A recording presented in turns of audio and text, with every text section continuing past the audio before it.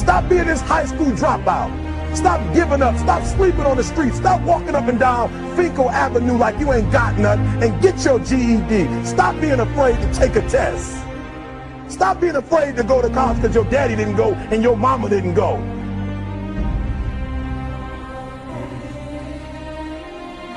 I don't do well in math. You're right. You ain't never studied. I'm not good in writing because you have never written before. You can't get through a writing class and you got tutor after tutor, resource after resource. The problem is you ain't never felt no pain before. You're soft. It's a soft generation. You quit on everything. You have to give it everything you got. No more TV, no more parties, no more playing. If you don't have a 4.0, what you need to be doing is study. You a sophomore. You like, I'm just a sophomore. Or I'm just a freshman. Like I got time, to put it in another year.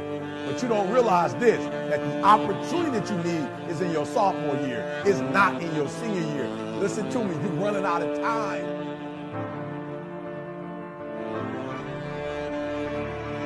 The next time you give a low effort, right? You give it 70% or 50% or 30%. I want you to think about what you're thinking about when your effort is low. And you're probably thinking, I got to versus I get to. Listen to me. If your effort is low, you're probably not thinking about the opportunity. You're probably thinking about the obligation.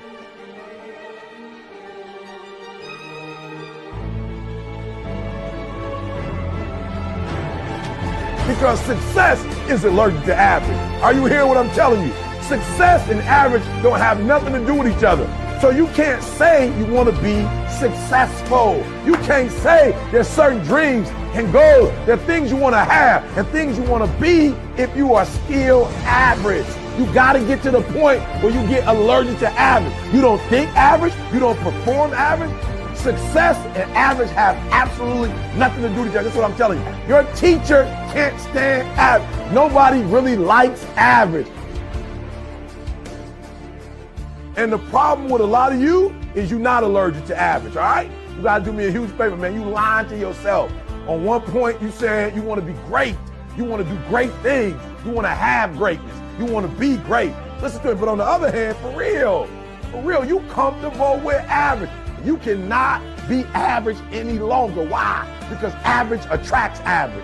When I'm telling you to be great, because when you're great, you attract great. When you're average, you attract average. So I need you to do me a favor. I need you to get off average, right? I need you to get off average. You ain't got to rely on nobody to get off average but you. I don't care what nobody else in your family is doing. I don't care what your teacher's doing. I don't care what's going on in your school, what kind of school you have, what kind of job you have. Just because the people are average around you don't mean you got to be average.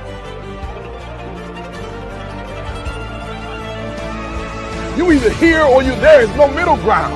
And so what I'm telling you is that you can't count the cost. When you want something bad, you can't count the cost. Because if you count the cost and you see how much it costs, you might quit. You might give up. So you got to go in knowing that I don't count the cost. I do as many push-ups as it takes, as many sit-ups as it takes, as many reps as it takes. I study as long as it takes. I pay whatever the price is. Why? Because if I start counting the cost, I might quit.